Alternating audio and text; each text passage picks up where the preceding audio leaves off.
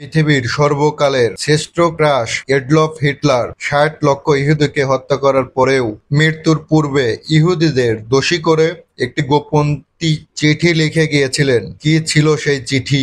কেন তিনি মৃত্যুর নিশ্চিত জেনেও তার বান্ধবীকে মৃত্যুর ২৪ ঘন্টা পূর্বে বিয়ে করেছিলেন? কেন তার স্ত্রী তার সাথে বিষ খেয়ে আত্মহত্যা করে? এডলফ হিটলার ও ইহুদি নিধন নিয়ে অজানা আরো তথ্য জানতে ভিডিওটি শেষ পর্যন্ত দেখুন। অস্ট্রেলিয়ার বেভেরিয়া মাঝামাঝি বানাও নগরীতে ১৮৮৯ সালে ২০ এপ্রিল হিটলার এক দরিদ্র পরিবারে জন্মগ্রহণ করেন। হিটলার ছিলেন তার বাবার তৃতীয় স্ত্রীর তৃতীয় সন্তান। ছোটবেলা থেকে হিটলার ছিলেন একঘেরে, জেদি এবং রাগচটা। সামান্য ব্যাপারেই তিনি রেগে উঠতেন এবং অকারণে শিক্ষকদের সঙ্গে তর্ক করতেন, এমনকি আক্রমণ করতেন। পড়াশোনার চেয়ে তিনি ছবি আঁকতে পছন্দ করতেন বেশি। জীবনের প্রথম স্কুলে ভর্তি হলেও অর্থের অভাবে শেষ পর্যন্ত তার পড়াশোনা করা হয়নি। মা মারা গেলে সংসারের সব বন্ধন ছিন্ন করে হিটলার চলে যান ভিয়েতনাম। সেখানে তিনি প্রথমে দিনমজুরের কাজ শুরু করেন এবং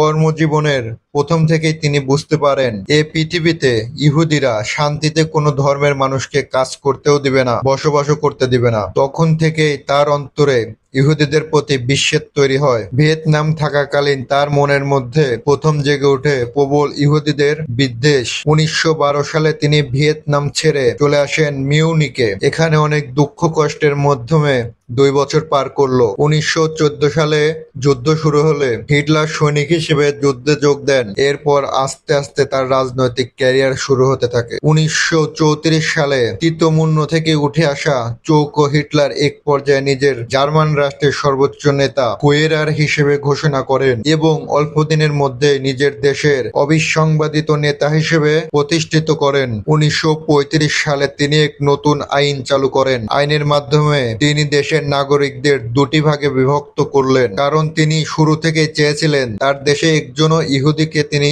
থাকতে দিবেন না। তাই কৌশল করে এই আইনের ইহুদিরা জার্মানিতে বসবাসের অধিকার পেলেও নাগরিকত্ব হারিয়ে ফেলে। হিটলার তার সমস্ত ক্ষমতা নিয়োগ করলেন সাময়িক শক্তি বৃদ্ধিতে, বিশ্বজয়ের স্বপ্নের মতো হয়ে। ১৯৩৯ সালে ১লা সেপ্টেম্বর জার্মান বাহিনী তার পার্শ্ববর্তী দেশ পোল্যান্ডকে আক্রমণ করে এবং ওই দিন থেকে শুরু হয়ে যায় দ্বিতীয় বিশ্বযুদ্ধ।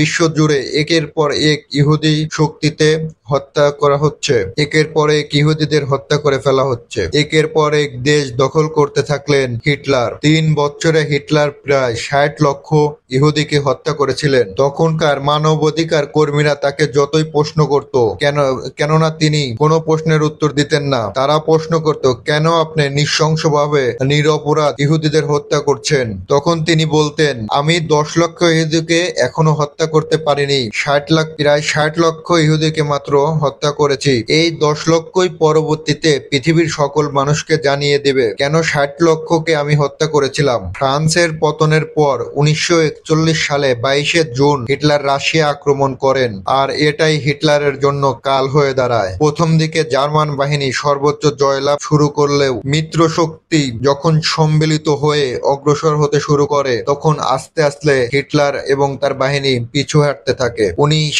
এপ্রিল হিটলারের সর্বোচ্চ ভরসা স্টেইনের সৈন্য বাহিনী ধ্বংস হয়ে যায়, যারা ছিলেন সর্বোচ্চ চৌকস বাহিনী। হিটলার তখন বুঝতে পারেন তার স্বপ্ন চিরদিনের জন্য শেষ। বার্লিনের শেষ প্রান্তে রুশ বাহিনীর কামানের শব্দ শোনা যাচ্ছে। এই পরিস্থিতিতে হিটলার তার সঙ্গিনী ইভাকে বার্লিন ছেড়ে চলে যাওয়ার প্রস্তাব দেন, কিন্তু ইভা তা গ্রহণ করেননি। ২৯ এপ্রিল মধ্যরাতে ব্যাংকারের মাধ্যমে ছোটখাটো আয়োজনের মাধ্যমে দিয়ে হিটলার ইভাকে বিয়ে করেন। বিয়ের পর হিটলার তার সঙ্গীতের সঙ্গে শ্যাম্পেইন পান করলেন।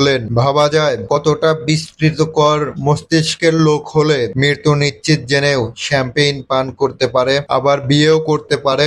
এবং মৃত্যুর কয়েক ঘন্টা পূর্বে ঠান্ডা মাথায় ২টি চিঠি লিখেন। একটি চিঠিতে তার সকল কর্মকাণ্ডের জন্য দায়ী করেন ইহুদিকে। সেখানে তিনি লিখেন, পৃথিবীর জন্য হুমকির স্বরূপ একটি জাতি হলো ইহুদি, আর অন্যটিতে নিজের যত সব সম্পত্তি তার পার্টিকে দান করে যান, তথা পুরো জার্মান রাষ্ট্রকে রাষ্ট্রকে দান করে যান। 30শে এপ্রিল 1945 সাল বার্লিনের চারদিক অবরোধ করে ফেলেছেন লাল ফৌজ। হিটলার বুঝতে পারেন যে কোনো মুহূর্তেই তিনি লাল ফৌজ বাহিনীর হাতে বন্দী হতে পারেন। ওই দিন বিকেল 3:30টার দিকে তিনি ব্যাংকার থেকে 500 মিটার দূরে গিয়ে তার সহযোগীদের সঙ্গে শেষবারের মতো দেখা করে এলেন। এ সময় তিনি তার সহযোগীদের বললেন তার মৃত্যুর পর যেন তার লাশ এমনভাবে পোড়ানো হয় যে তার দেহর কোনো অংশ যেন শত্রুদের হাতে না পড়ে। এর কিছুক্ষণ পরেই গুলির শব্দ শোনা গেল। হিটলার নিজেই নিজের পিস্তল দিয়ে আত্মহত্যা করলেন, আর এর আগেই তার সদ্য বিবাহিত বউ ইভা বিষ পান করে দুজনের হাতেই হাত মিলিয়ে আত্মহত্যা করলেন। চারদিক থেকে তখন গোলা এসে পড়েছে।